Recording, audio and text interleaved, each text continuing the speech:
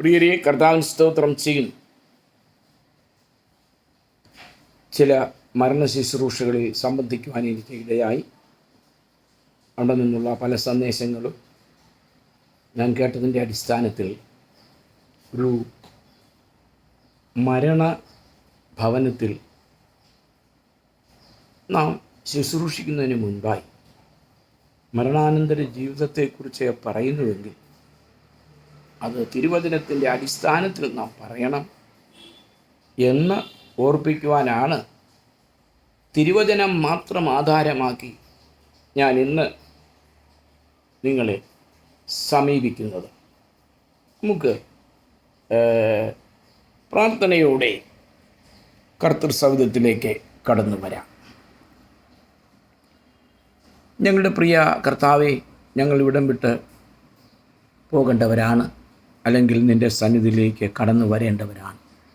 അതിനായുള്ള ഒരുക്കമാണ് രക്ഷിക്കപ്പെട്ടവരായ ഞങ്ങൾക്ക് നീ ഈ ഭൂമിയിൽ ശേഷിപ്പിച്ചിരിക്കുന്ന സമയം എന്ന് ഞങ്ങളുടെ ഹൃദയം നന്നായി അറിയുന്നു. പ്രിയ കർത്താവെ, ഇന്നത്തെ എൻ്റെ ഈ സന്ദേശം ജനങ്ങളെല്ലാം ശ്രദ്ധിച്ച് കേട്ട് അനുഗ്രഹം പ്രാപിപ്പാനിടയാക്കണമേ. എന്തുകൊണ്ടെന്നാൽ ഞങ്ങൾ എല്ലാ സൗധങ്ങളും കെട്ടിപ്പണിയുന്ന ഈ ഭൂമിയിൽ ഞങ്ങൾക്ക് നിലനിൽക്കുന്ന നഗരം ഇല്ലല്ലോ എന്ന് വായിക്കുന്നു. ശാശ്വതവും അനന്തവും നിലനിൽക്കുന്നതുമായ ആ കാണിപ്പാനിരിക്കുന്ന ഒരു ദേശം ഞങ്ങൾക്കുണ്ട്. വാഗ്ദത്ത നാട്, കനാൻ നാടെന്നൊക്കെയും ഞങ്ങൾ പറഞ്ഞു പ്രാർത്ഥിക്കുന്ന ആ ദേശത്തിലേക്കാണ് ഞങ്ങളുടെ യാത്ര.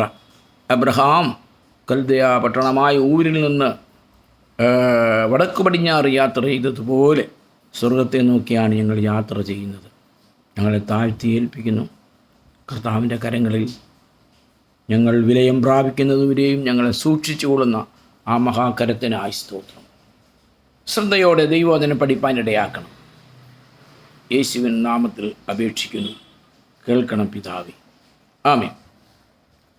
പ്രിയരെ, ആദ്യമായി ഞാൻ നിങ്ങളുടെ മുൻപിൽ ഒരു ചോദ്യം വയ്ക്കുകയാണ്. എന്തുകൊണ്ടാണ് മനുഷ്യൻ മരിക്കുന്നത്? അതിന് മറുപടി നാം പറയണം. അതിന് നാം ബാധ്യസ്ഥരാണ്. എന്തുകൊണ്ട് മനുഷ്യൻ മരിക്കുന്നു? കാരണം വിന കാര്യം ന ഉൽപദ്യതേ. കോസ് ആൻഡ് ഇഫക്റ്റ് തിയറിയുണ്ട്. കാര്യകാരണ ബന്ധം. ഒരു കാരണമില്ലാതെ ഒരു കാര്യമുണ്ടാകുകയില്ല. അങ്ങനെയാണെങ്കിൽ നാം എങ്ങനെയാണ് മരിക്കുന്നത് എന്ന് കണ്ടുപിടിക്കേണ്ടേ? ഉത്തരം പറയണ്ടേ? നമ്മൾ ഇത്രത്തോളം ജീവിച്ചു എന്ന് പറയുന്നത് ഒരു സത്യമായിരിക്കുമ്പോൾ നാം ഒരു ദിവസം മരിക്കുമ്പോൾ നാട്ടുകാർ ചോദിക്കും, എങ്ങനെ മരിച്ചു? സാധാരണഗതിയിൽ അപകടം സംഭവിച്ചോ, അല്ലെങ്കിൽ സ്വയഹത്യ ചെയ്തോ, അല്ലെങ്കിൽ നാച്ചുറൽ ഡെത്ത്, സ്വാഭാവികമായിട്ട് നമ്മൾക്കൊരു മരണം സംഭവിക്കും ഒരു പ്രായം ആകുമ്പോൾ. അതാണ് ഉൽപ്പത്തി പുസ്തകത്തിലൊക്കെ ചരിത്രം നമ്മൾ കാണുന്നത്, മരിച്ചു മരിച്ചു മരിച്ചു എന്ന്. ഉൽപ്പത്തിയിലെ മരണമുണ്ട്. അപ്പോസ്തലനായ പൗലോസ് പറയുന്നത് അപ്പോസ്തല പ്രവൃത്തി 16-ാം അധ്യായത്തിൽ, ഭൂമിയിലെങ്ങും കുടിയിരിപ്പാൻ ഒരുവനിൽ നിന്ന് മനുഷ്യജാതിയെ ഒക്കെയും ഉളവാക്കി അവരുടെ നിവാസത്തിന് കാലങ്ങളും സമയങ്ങളും ദൈവം നിശ്ചയിച്ചു വച്ചിരിക്കുന്നു. നല്ലൊരു ആൻസർ അതിൽ നിന്ന് കിട്ടും.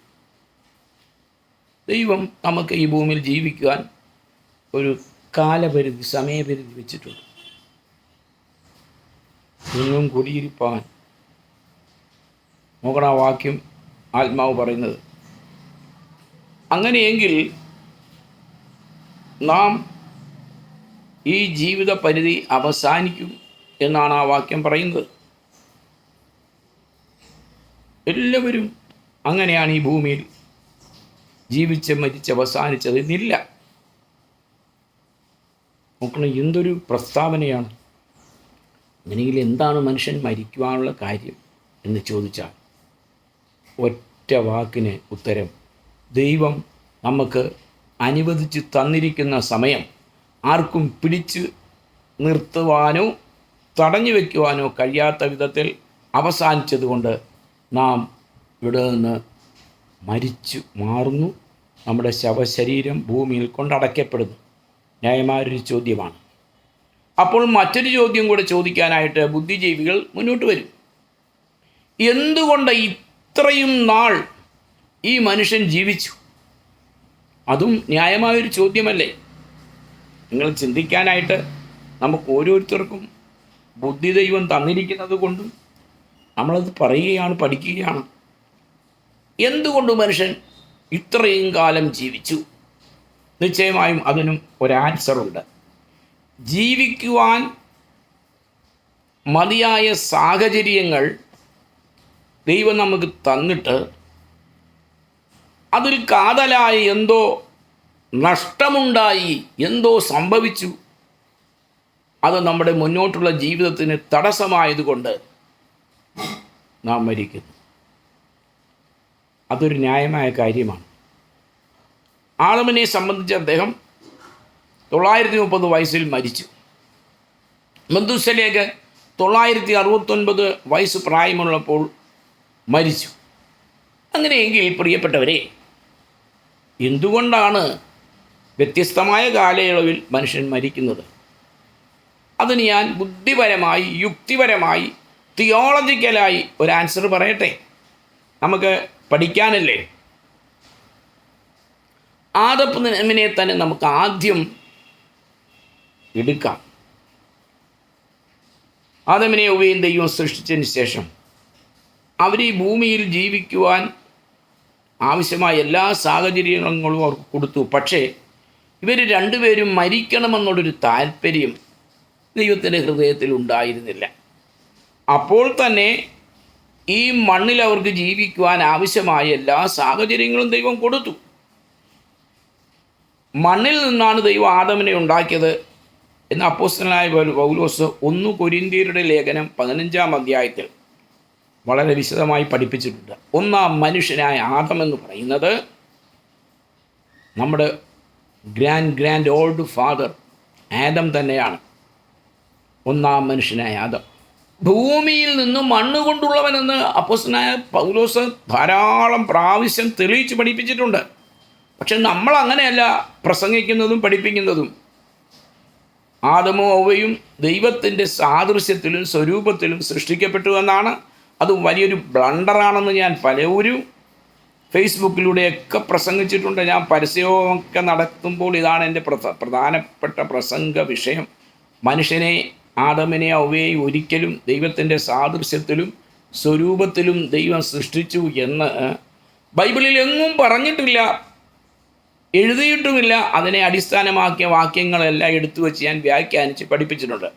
ദൈവത്തിൻ്റെ സാദൃശ്യത്തിലും സ്വരൂപത്തിലും സൃഷ്ടിച്ചാൽ പിന്നെ നമുക്ക് മരണമുണ്ടോ പ്രിയരെ? അത് കേട്ട മാത്രയിൽ തള്ളിക്കളയേണ്ട മണ്ടത്തരമാണ്.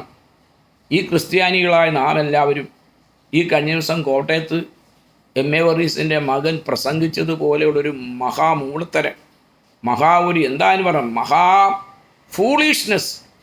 നമ്മൾ അങ്ങനെയൊന്നും പഠിപ്പിക്കാത്ത കാര്യം പറയരുത്. യേശു പഠിപ്പിച്ചില്ല, ദൈവം പഠിപ്പിച്ചില്ല. മനുഷ്യരെല്ലാവരും മണ്ണിൻ്റെ മക്കൾ. എന്നാൽ രണ്ടാം മനുഷ്യനായ ഒരാളെക്കുറിച്ച് പറയുന്നുണ്ട്. അതാണ് യേശു കർത്താവ്. ആ യേശുവാണ് ദൈവത്തിൻ്റെ സാദൃശ്യത്തിലും സ്വരൂപത്തിലും ഈ ഭൂമിയിൽ സൃഷ്ടിക്കപ്പെട്ടവനെന്ന് ഞാൻ വളരെ വ്യക്തമായി പഠിപ്പിച്ചിട്ടുണ്ട്. അല്ലെങ്കിൽ നമുക്ക് അടുത്ത ദിവസങ്ങളിൽ പഠിക്കാം. എന്തുകൊണ്ടാണ് പിന്നെ ഈ മരണം വലിഞ്ഞു കയറിയത്? ദൈവത്തിൻ്റെ മനസ്സിലോ ദൈവത്തിൻ്റെ ചിന്തയിലോ ഇല്ലാതിരുന്ന ഈ മരണം എങ്ങനെ വന്നു? അതിൻ്റെ അർത്ഥം അവൻ്റെ ആയുസ്സിന് ഭംഗം വരുത്തുവാൻ കാരണമായ എന്തോ ഒന്ന് അവൻ്റെ ജീവിതത്തിൽ സംഭവിച്ചപ്പോൾ അവൻ്റെ ജീവിതത്തിൻ്റെ അടിസ്ഥാന ഘടകമായ എന്തോ ഒന്ന് അവന് നഷ്ടപ്പെട്ടു പോയി. അത് മറ്റൊന്നുമായിരുന്നില്ല, ജീവൻ്റെ വൃക്ഷം. തോട്ടത്തിൻ്റെ നടുവിൽ, പ്രിയരെ ഇനിയുള്ളത് വളരെ ശ്രദ്ധിച്ച് നിങ്ങൾ കേൾക്കണം കേട്ടോ, അല്ലെങ്കിൽ ഒന്നും മനസ്സിലാകാതെ നമ്മൾ പോകും. നന്മതിന്മകളെക്കുറിച്ചുള്ള അറിവിൻ്റെ വൃക്ഷം എന്ന് പറഞ്ഞ മറ്റൊരു വൃക്ഷം, അതും പൂങ്കാവനത്തിൽ ദൈവം നട്ടുവളർത്തിയിരുന്നു. ജീവൻ്റെ വൃക്ഷത്തെക്കുറിച്ച് ചിന്തിക്കുമ്പോൾ മനുഷ്യൻ്റെ ജീവൻ ആധാരമായ വൃക്ഷം എന്നർത്ഥം. അവൻ്റെ ജീവൻ്റെ നിലനിൽപ്പിന് പ്രമാണഭൂതമായിരിക്കുന്ന ഒരു വൃക്ഷം. ഞാൻ എൻ്റെ ഭാഷയിൽ ഏതന്യ ഒറ്റമൂലി, ഏതനിക് പനേഷ്യ എന്ന് പറയാറുണ്ട് പ്രസംഗിക്കുന്ന വേളയിൽ. ഒറ്റമൂലി, ഏതന്യ ഒറ്റമൂലി, അതാണ് ജീവവൃക്ഷം എന്ന് പറയുന്നത്. എൻ്റെ പേര് കേൾക്കുമ്പോൾ തന്നെ നമുക്കറിയാം ആ വൃക്ഷത്തിന് ചില പ്രത്യേകതകൾ ഉണ്ട് എന്ന് ഞാൻ പറഞ്ഞു ഒരിക്കൽ. ആയുർവേദത്തിലോ അഷ്ടാംഗൃതത്തിലോ യുനാനിയിലോ സിദ്ധത്തിലോ ഇംഗ്ലീഷ് മെഡിസിൻസിലോ ഒന്നും ഈ ഒരു മരണത്തെ ചെറുത്ത് തോൽപ്പിച്ച് നമ്മളെ ചിരഞ്ജീവിയാക്കുന്ന ഒരു മരുന്നിനെ കുറിച്ച് പറഞ്ഞിട്ടില്ല. എന്നാൽ അത് ഏദൻ പൂങ്കാവനത്തിലുണ്ടായിരുന്നു. അതിൻ്റെ പ്രത്യേകത വെളിപ്പാട് പുസ്തകത്തിൽ നാം 20-ാം അധ്യായത്തിൽ വായിക്കുന്നത് പോലെ ജീവജല നദിക്ക് ഇരുകരകളിലും പക്വഫലങ്ങളുമായി അല്ലെങ്കിൽ ജീവഫലങ്ങളുമായി മന്ദമാരുതനിൽ ഇങ്ങനെ ആന്തോളനം ചെയ്ത് മനുഷ്യനെ മോഹിപ്പിക്കുന്ന തരത്തിൽ, അവിടെ രണ്ടുപേരേ ഉള്ളല്ലോ, ആദമിനെ ഹവ്വയെയും മോഹിപ്പിക്കുന്ന തരത്തിൽ നിലകൊണ്ട ഒരു വൃക്ഷം. അത് നമ്മൾ പാട്ടുകാരൻ പാടും. ജീവജല നദിയുണ്ടവിടെ, ജീവമരങ്ങളുമായി വിലസുന്നൊരു ദേശം, നല്ലൊരു ഭുവനദേശം. ജീവമരം, ജീവവൃക്ഷം, നല്ല പാട്ടാണതല്ലേ. കഷ്ടതയേറെ സഹിച്ചവരും കല്ലേറടീടി കൊണ്ടു മരിച്ചവരന്ന് കർത്താവുമായി വാഴുന്ന ഒരു കാലയളവ് ഇനി നമുക്കുണ്ട്. കാരണം അതടയ്ക്ക് നഷ്ടപ്പെട്ടു പോയി. അപ്പോൾ ഈ ജീവൻ്റെ വൃക്ഷം മനുഷ്യ ജീവിതത്തിന് അനുപേക്ഷണീയമായിരുന്നു എന്ന് നാം കാണുന്നു. കാരണം അത് 12 വിധ ഫലങ്ങൾ കായ്ച്ചിരുന്നു. ഓരോ മാസത്തിലും അതാതു ഫലം കായ്ച്ചുകൊണ്ടിരുന്ന ഒരു വൃക്ഷമെന്ന് അതിനെക്കുറിച്ച് വെളിപ്പാട് പുസ്തകത്തിൽ ദൈവം എഴുതിയിരിക്കുന്നു. 22-ാം അധ്യായം വായിച്ചാൽ വീഥിയുടെ നടുവിൽ ദൈവത്തിൻ്റെയും കുഞ്ഞാടിൻ്റെയും സിംഹാസനത്തിൽ നിന്ന് പുറപ്പെടുന്നതായി പളുങ്കുപോലെ ശുഭ്രമായ ജീവജലനദിയും അവൻ എന്നെ കാണിച്ചു. നദിക്ക് ഇക്കരയും അക്കരയും ജീവവൃക്ഷം ഉണ്ട്. അത് 12 വിധ ഫലം കായ്ച്ചു. മാസം തോറും അതത് ഫലം കൊടുക്കുന്നു. വൃക്ഷത്തിൻ്റെ ഇല ജാതികളുടെ രോഗശാന്തിക്ക് ഉതകും. ഹല്ലേലൂയ. ആഴമായ വിഷയമാണെങ്കിൽ ചുരുക്കി നമുക്ക് പഠിക്കാം. ഇത് മാസം തോറും അതത് ഫലം. പ്രിയരെ, ഡിസംബർ മാസത്തിൽ മനുഷ്യൻ ഇതിൽ നിന്ന് ഭക്ഷിക്കും. പക്ഷേ ഡിസംബർ തീരുമ്പോൾ കാലാവസ്ഥ മാറി. നമ്മുടെ ഡിസംബർ മാസം ഇന്ന് 2-ാം തീയതിയാണ്. ഈ ഡിസംബറും കൂടെ തീർന്നു കഴിഞ്ഞാൽ 25 ജനുവരിയിലേക്ക് നാം പ്രവേശിക്കും. ജീവചക്രം ഇങ്ങനെ തിരിയാൻ തുടങ്ങി, തിരിഞ്ഞുകൊണ്ടിരിക്കുകയാണ്. അതുപോലെ ഇപ്പോൾ മഞ്ഞിൻ്റെ ആരംഭമായത് കാരണം എനിക്ക് ഒരു നെറുകവേദനയും ജലദോഷവുമുണ്ട്. ആനുകാലികമായ രോഗങ്ങൾ നമ്മളെ പിടിക്കും. നമ്മുടെ ശരീരം മണ്ണിൻ്റെ ശരീരമല്ലേ. അപ്പോൾ അത് മാറിപ്പോകണമെങ്കിൽ അതിനൊരു ആൻറ്റി മെഡിസിൻ ഉൽപ്പാദിപ്പിക്കുന്ന ഒരു സ്വഭാവം ഈ വൃക്ഷത്തിൻ്റെ ഫലത്തിനുണ്ട്. അതുകൊണ്ട് മാസം തോറും ഒരേ ഫലം കായ്ച്ചാൽ പോരാ. ഡയോജനിക് ഖൗ ഒക്കെ ഇപ്പോൾ ഉണ്ട്, ആൻറ്റിബയോട്ടിക് ചൊരുത്തുന്ന. അപ്പോൾ അങ്ങനെയെങ്കിൽ ജനുവരി കഴിയുമ്പോൾ ഫെബ്രുവരി മാസത്തിൽ അതിൽ മറ്റൊരു ഫലം കായ്ക്കും. ഇങ്ങനെ ഒരു അത്ഭുത സിദ്ധിയുള്ള വൃക്ഷം ലോക ചരിത്രത്തിൽ എവിടെയെങ്കിലും ഉണ്ടോ? ഇതിനെക്കുറിച്ച് ഏതെങ്കിലും പണ്ഡിതന്മാർ ഇന്നുവരെ പ്രസംഗിച്ച് നിങ്ങൾ കേട്ടിട്ടുണ്ടോ പ്രിയരെ? Praise the Lord. ഇല്ല. ജീവൻ്റെ വൃക്ഷഫലം 12 വിധ ഫലം കായ്ച്ച് മനുഷ്യനാവശ്യമായ ശാരീരിക സൗഖ്യം നൽകിക്കൊണ്ട് തോട്ടത്തിൽ തഴച്ചു വളരുകയാണ്. എന്നാൽ ദൈവം അവരോട് കർശനമായി കൽപ്പിച്ചിരുന്നു. തൊട്ടടുത്ത് നിൽക്കുന്ന ആൻറ്റിവെനം ഉൽപ്പാദിപ്പിക്കുന്ന ആ വൃക്ഷഫലത്തിൽ നിന്ന് നിങ്ങൾ ഒരിക്കലും ഭക്ഷിക്കരുത്. ഭക്ഷിച്ച് എല്ലാം തകർത്ത് വാരരുത്. അത് ഭക്ഷിക്കുന്ന നാളിൽ നിങ്ങൾ മരിക്കും. ഇരുമ്പിനെ പിളർക്കുന്ന, കരിങ്കല്ലിനെ ഭേദിപ്പിക്കുന്ന ഒരു കൽപ്പന സ്വർഗത്തിൽ ദൈവം മനുഷ്യർക്ക് നൽകി. പ്രിയപ്പെട്ടവരെ, ആ ആജ്ഞ ലംഘിപ്പാൻ അവർക്ക് പാടില്ല. എന്നാൽ മനുഷ്യൻ പാപം ചെയ്തതിൻ്റെ ഫലമായി, സെക്സ് ചെയ്തതിൻ്റെ ഫലമായി ദൈവത്തിനും വളരെ താങ്ങാനാവാത്ത ദുഃഖമുണ്ടാകുകയും അവനെ ശപിക്കുകയും ചെയ്തു. ഞാൻ നിന്നെ പൊടിയിൽ നിന്നെടുത്തിരിക്കുകയാണ്. ഒന്നാം മനുഷ്യനായ ആദാമിനെ സ്വർഗത്തിൽ നിന്ന് കൊണ്ടുവന്നതല്ല. മനുഷ്യ, നീ ദൈവത്തിൻ്റെ സാദൃശ്യത്തിലും സ്വരൂപത്തിലും സൃഷ്ടിക്കപ്പെട്ടവനല്ല. പക്ഷേ സ്വർഗത്തിലെ കർത്താവിൻ്റെ രൂപവും ഭാവവും സാദൃശ്യവും എല്ലാം നിനക്ക് ഞാൻ തരും. അത് നീ പ്രാപിക്കാനിരിക്കുന്നതേ ഉള്ളൂ എന്നാണ് അതിൻ്റെ അർത്ഥം. എന്തൊരു അത്ഭുതകരമായ സമന്വയിപ്പിച്ച ആശയങ്ങളാണ് ബൈബിൾ പുറപ്പെടുവിക്കുന്നത്. ഏതു മനുഷ്യനെയും ക്രിസ്തുവിൽ തികഞ്ഞവനായി നിർത്തേണ്ടതിന് ഇപ്പോൾ എല്ലാ മനുഷ്യരോടും സർവജ്ഞാനത്തോടും തിരുവെഴുത്തുകളിൽ നിന്ന് പ്രാർത്ഥനയോടെ പഠിപ്പിക്കുക എന്നുള്ളതാണ് ദൈവം നിശ്ചയിച്ചത്. അതുകൊണ്ടാണ് സാധുക്കളായ ഞങ്ങളെപ്പോലെയുള്ളവരെ ഇത് പഠിപ്പിക്കുവാൻ ആധികാരികമായി ദൈവം ഞങ്ങളെ ഏൽപ്പിച്ചത്. ഞങ്ങൾ ദൈവത്തിൽ നിന്ന് പ്രാപിച്ചതാണിത്. ഒരു ബൈബിൾ സ്കൂളിൽ പോലും പോയി ഞാൻ പഠിച്ചിട്ടില്ല. പഠിച്ചിരുന്നെങ്കിൽ എല്ലാം കുഴകേടായനെ, തലതിരിച്ച് പഠിപ്പിക്കേണ്ടി വന്നേനെ. ആദമിനെയും ദൈവത്തിൻ്റെ സാദൃശ്യത്തിലും സ്വരൂപത്തിലും സൃഷ്ടിച്ചെന്ന് ഇന്ന് പ്രസംഗിക്കപ്പെടുന്നത് പോലെ ഞാനും പ്രസംഗിക്കേണ്ടി വരുമായിരുന്നു. പക്ഷേ ഞാൻ അങ്ങനെ പഠിച്ചപ്പോൾ എനിക്ക് മനസ്സിലായി, ഇത് ദൈവനിന്ദയാണ്. ദൈവത്തിൻ്റെ സ്വരൂപത്തിലും സാദൃശ്യത്തിലും ആകുവാൻ വേണ്ടിയാണ് നമ്മെ സൃഷ്ടിച്ച് ഇവിടെ ആക്കിയത് എന്നെനിക്ക് ഗ്രഹിപ്പാൻ കഴിഞ്ഞു. ദൈവത്തിൻ്റെ ആ ശ്രമം അഭംഗുരം തുടർന്നുകൊണ്ടിരിക്കുന്നു. ഒരുവൻ ക്രിസ്തുവിലായാൽ അവൻ പുതിയ സൃഷ്ടിയായി. പഴയതെല്ലാം കഴിഞ്ഞു. അവനൊരു വിശുദ്ധ ജീവിതത്തിലേക്ക് പ്രവേശിക്കുന്നതിൻ്റെ ഫലമായി അവന് പുത്തനാകുന്ന ഒരു ശരീരം ദത്തം ചെയ്യാൻ സ്വർഗത്തിലെ ദൈവം പദ്ധതിയിട്ടു. തൻ്റെ പുത്രനിലൂടെ അത് നമുക്ക് സാധ്യതപ്രായമായി. വരുന്ന വഴിക്ക് അത് പഠിക്കാം. അപ്പോൾ മനുഷ്യൻ മരിക്കുവാൻ കാരണം അവൻ്റെ ജീവനാധാരമായിരിക്കുന്ന ജീവൻ്റെ വൃക്ഷം ഫലം അവന് നഷ്ടപ്പെട്ടു എന്നാണ്. കഴിഞ്ഞ ഒരു ശവസംസ്കാര വേളയിൽ ഞാൻ കേട്ടു, ഒരു വലിയ പാസ്റ്റർ പ്രസംഗിക്കുകയാണ്, മനുഷ്യൻ ഇന്നുവരെയും ജീവൻ്റെ വൃക്ഷഫലം ഭക്ഷിച്ചിട്ടില്ല. ജയിക്കുന്നവനാണ് ഇനി ഞാനത് കൊടുക്കാനിരിക്കുന്നത്. അത് കേട്ടപ്പോഴാണ് ഞാൻ ഈ ചിന്തയിലേക്ക് വന്നത്. എന്തൊരു ബ്ലണ്ടറാണ് പഠിപ്പിച്ചത്. അന്ന് മനുഷ്യൻ അത് ഭക്ഷിച്ചുകൊണ്ടിരുന്നു, ജീവൻ്റെ ആധാരം.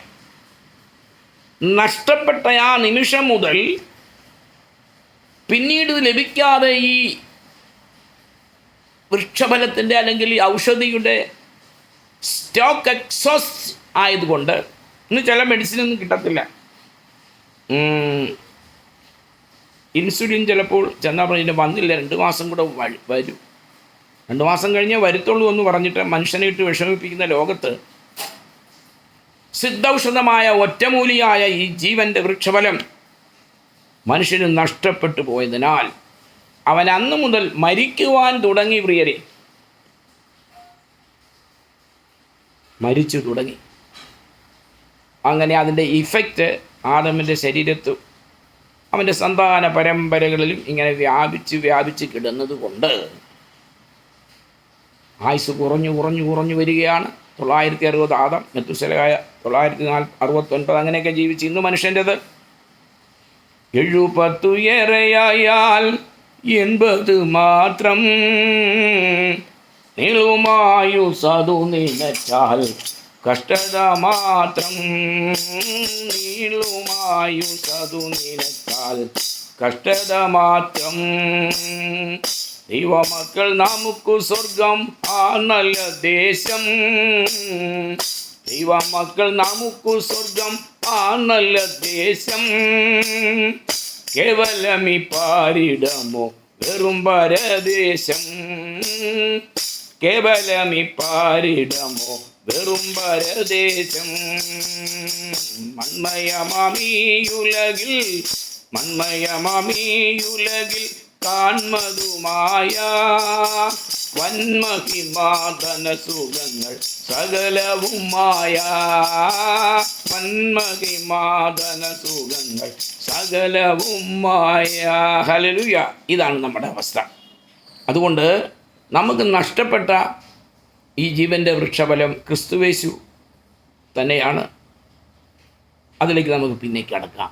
എങ്കിലും അത് കഴിച്ചതിൻ്റെ ആ ചൈതന്യവും അതിൻ്റെ ഇഫക്റ്റും മനുഷ്യവർഗത്തെ എല്ലാവരും നിലനിർത്തിയിരിക്കുകയാണ്. ചിലപ്പോൾ ചില കുഞ്ഞുങ്ങൾ പ്രസവിച്ച ഉടനെ തന്നെ അക്കടി പറ്റിപ്പോവും, പോട്ടെ. എന്നാലും ഇപ്പോഴത്തെ ആവറേജ്, സ്റ്റേറ്റ് ആവറേജ് ഏതാണ്ട് 60-70 എന്തോ ആണെന്നൊക്കെ പറയുന്നു. ഹല്ലേലൂയ. അങ്ങനെ ഇരിക്കുമ്പോൾ നമുക്ക് നമ്മുടെ ജീവൻ ഒരു ദിവസം നഷ്ടമായി പോകുന്നു എന്ന് പറഞ്ഞാൽ എന്താണ്? നിങ്ങൾക്ക് മനസ്സിലായി കാണുമല്ലോ പ്രിയരെ. എന്ത് ശാന്തമായി ഞാൻ നിങ്ങളെ പറഞ്ഞു പഠിപ്പിച്ചു. മരിക്കാനുള്ള കാരണം അതിനുള്ള നമ്മുടെ സിദ്ധൌഷധിയായ ജീവൻ്റെ വൃക്ഷഫലം നമുക്ക് നഷ്ടപ്പെട്ടു. അതൊക്കെ എവിടെ എന്നൊക്കെ ചോദിക്കാൻ നിങ്ങളുടെ ഹൃദയത്തിൽ ഇപ്പോൾ താല്പര്യം കാണുമല്ലേ? ഇൻട്രസ്റ്റിംഗ് ആയിട്ടുള്ള ആളുകളാണ് ഇതൊക്കെ ചോദിക്കുന്നതിൻ്റെ അപ്പുറവും ചോദിക്കും. നമ്മളൊന്നും നമുക്ക് തിന്നുക കുടിക്കുക നാളെ ചാവുമല്ലോ. അങ്ങനെയല്ല പ്രിയരെ, നമുക്ക് വലിയൊരു ജീവിതം കിടപ്പുണ്ട്. മരണവാതിലിനപ്പുറം അതിനെക്കുറിച്ച് എഴുതിയ ഒരുപാട് ദൈവഭക്തന്മാരുണ്ട്. അതൊക്കെ നമുക്ക് നാളെ ചിന്തിക്കാം. അപ്പോൾ കുറേശ്ശെ നിങ്ങളുടെ ഹൃദയങ്ങളിൽ ഇത് കയറട്ടെ. കയറി ഇത്രയും മനസ്സിലായല്ലോ പ്രിയപ്പെട്ടവരെ. ദൈവം നിങ്ങളെ അനുഗ്രഹിക്കും. ഞാൻ ഇന്ന് ലോകത്തിൽ ഇതൊക്കെ പറഞ്ഞു തരാൻ ആളില്ല. ഇന്ന് ഇഷ്ടം പോലെ ബോധിച്ച പോലെ ഭാര്യമാരും ഭർത്താവും പരസ്പരം ലൈംഗിക വീഴ്ച നടത്തിക്കുമെന്നാണ് കോട്ടയത്ത് വന്ന് വലിയൊരു മഹാസമ്മേളനത്തിൽ പേരെടുത്ത ദൈവദാസന്മാർ എൻ്റെ MA വർഗീസിൻ്റെ മകനൊക്കെ പറഞ്ഞു പ്രഖ്യാപിച്ചിട്ട് പോയത്. ആകപ്പാടെ നാറി ലോകം മുഴുവനും അത് വൈറലായിരിക്കുകയാണ്. ഒരു പാസ്റ്റർക്കും ഒരു ഭാര്യയ്ക്കും തോന്നിവാസം ആരെയും ഭാര്യ ഭർത്തൃബന്ധത്തിൽ സ്വീകരിച്ച് ജീവിക്കാം. അതിൻ്റെ കാരണം അവരുടെ ക്വാളിഫിക്കേഷനോ ക്വാളിറ്റിയോ ഒന്നും കൊണ്ടല്ല സഭ പണിയപ്പെടുന്നത്. സഭ പണിയുന്നത് ദൈവമാണ്. പാതാള ഗോപുരങ്ങൾ അതിനെ ജയിക്കുകയില്ല എന്നൊക്കെ വീമ്പടിച്ചിട്ട് പോയി. പിശാച് നിൻ്റെ ജീവിതത്തിൽ എന്നേക്കും നിന്നെ നരകക്കുഴിയിൽ കൊണ്ട് തള്ളിയിടുവാൻ അനേക കൂട്ടങ്ങളെ ഇങ്ങനെ ഇറക്കിയിട്ടുണ്ട്. അതുപോലെ ഒരാളാണ് പ്രസംഗിച്ചത്, നമ്മളിനി ജയിച്ച് ചെന്നിട്ട് ജീവവൃക്ഷം കിട്ടുമെന്ന്. അല്ല, നമ്മൾ ജീവവൃക്ഷം നഷ്ടപ്പെട്ടു. ദൈവത്തിൻ്റെ കൃപയാൽ അതിൻ്റെ ശക്തി നമ്മളിൽ ഉള്ളതുകൊണ്ടാണ് ആയുസ് കുറഞ്ഞ് ഇങ്ങനെ കിട്ടുന്നത്. എന്നാൽ അതിനിടയിൽ ദൈവം നമ്മളെക്കുറിച്ച് ഒരു ആഗ്രഹിക്കുന്നത് എന്താണെന്ന് ചോദിച്ചാൽ, യേശു ക്രിസ്തുവിനെ നിങ്ങൾ കണ്ടെത്തണം. യേശു ക്രിസ്തുവാകുന്ന ആ ഒറ്റമൂലി എന്ന സിദ്ധൌഷധ സേവയുടെ വിടർത്ത പക്ഷങ്ങളിന്മേൽ നിത്യതയാകുന്ന വൃക്ഷക്കൊമ്പിനെ ലക്ഷ്യമാക്കി ക്ഷിപ്രം കുതിക്കുവാൻ നിങ്ങളെ ദൈവം അനുഗ്രഹിക്കും. ഇത് പോട്ടെ, ഇത് വേഗം തീരുകയും നമ്മൾ പറന്നു പോവുകയും ചെയ്യും. നാളെ ബാക്കി പഠിപ്പിക്കാം. കുറേശ്ശെ ആകുമ്പോൾ നിങ്ങൾക്കൊരു കഥ പോലെ അത് ഓർത്തിരിക്കാമല്ലോ പ്രിയരെ. ഇന്നത്തെ ക്ലാസ് അനുഗ്രഹമായിരുന്നതിനാൽ നമ്മൾക്ക് കണ്ണുകൂട്ടി പ്രാർത്ഥിക്കാം. എൻ്റെ പ്രിയ കർത്താവേ, എൻ്റെ പ്രിയപ്പെട്ടവർ പലരും ഇത് കേട്ടു ദൂരത്തിരിക്കുന്നുണ്ട്.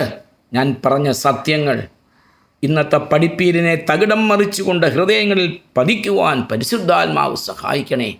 ഞങ്ങളെ പഠിപ്പിച്ചു വച്ചിരിക്കുന്ന ഈ സഭാ നേതാക്കന്മാരെ നീ കൈകാര്യം ചെയ്യുവാൻ സമയമായി. കർത്താവ് വരും, എല്ലാം നേരെയാക്കും. പ്രാർത്ഥന കേട്ടല്ലോ. ഞങ്ങൾ അല്പകാലം കൂടി ഇവിടെ ജീവിക്കട്ടെ കർത്താവേ. ശരീരക്ലേശങ്ങളുണ്ട്, രോഗങ്ങളുണ്ട്, ദുരിതങ്ങളുണ്ട്. ആശുപത്രിയിൽ കിടക്കുന്ന എൻ്റെ പ്രിയപ്പെട്ടവരുണ്ട്, കടഭാരത്താൽ ഭാരപ്പെടുന്നവരുണ്ട്, വസ്തു നഷ്ടം സംഭവിച്ച പല വിദേശ പ്രിയപ്പെട്ടവരും സ്വദേശികളുമായിട്ടും ഉണ്ട്. കർത്താവെ, വഖഫ് പലരുടെയും സ്ഥലം പിടിച്ചുകൊണ്ട് പോകാനുള്ള ഒരുക്കത്തിൽ നിന്ന് ദൈവം അവരെ തകർത്തതിനായി സ്തോത്രം ചെയ്യുന്നു. ഞങ്ങളെ താഴ്ത്തി ഏൽപ്പിക്കുന്നു. ദൈവവചനം ശരിയായി അഭ്യസിപ്പാനുള്ള ബുദ്ധി തരണം. പ്രാർത്ഥന കേട്ടതിനായി സ്തോത്രം, യേശുവിൻ്റെ നാമത്തിൽ തന്നെ. ആമേൻ. ദൈവം നിങ്ങളെ എല്ലാവരെയും അനുഗ്രഹിക്കട്ടെ. നന്ദി, നമസ്കാരം.